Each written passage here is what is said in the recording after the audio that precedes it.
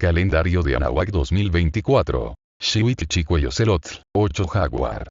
Tonalpoalli 71. Del 8 de abril al 24 de diciembre. En Anahuac, para asignar nombre a los días, se optó por combinar el nombre de 20 signos y 13 números, los cuales al irse alternando en sus pareamientos integran 260 combinaciones únicas. Esta matriz de información se utilizó para darle nombre a los niños, prever el mejor momento de iniciar un proyecto e incluso para regular las guerras floridas. Por esta razón los Tonalpoqui o contadores de tiempo tenían un papel importantísimo en la organización social. De ellos dependía de tener los conflictos el tiempo suficiente para encontrar una solución previa al enfrentamiento armado, o mantener los niveles adecuados de personal en determinados oficios. El augurio del tonal, a diferencia de la especulación mántica occidental, que es un designio inmutable del oráculo, trata más bien de una serie de sugerencias o sugestiones encaminadas a hacer de cada individuo su mejor versión de acuerdo con sus características natas.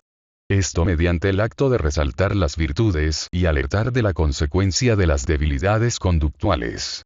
Es decir, tu tonal natal no es un destino inmutable, sino una serie de sugerencias para desarrollar tu potencial onagual. Cada veintena del Tonalpoalli se denomina Sempoalcalli, siempre comienza en el signo dragón y finaliza en flor. Sempoalcalli 5. Iaizipactli. 27 de junio. 3 Zipactli, dragón. 28 de junio. 4 Eecatl, viento. 29 de junio.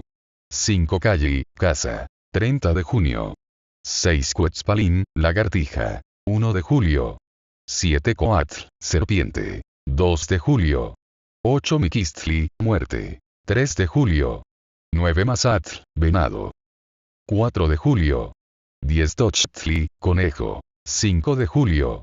11 Atl, agua. 6 de julio. 12 Itzcuintli, perro. 7 de julio. 13 Osomatl, mono. 8 de julio. 1 Malinalli, hierba. 9 de julio. 2 Acatl, caña. 10 de julio. 3 Ocelotl, jaguar. 11 de julio.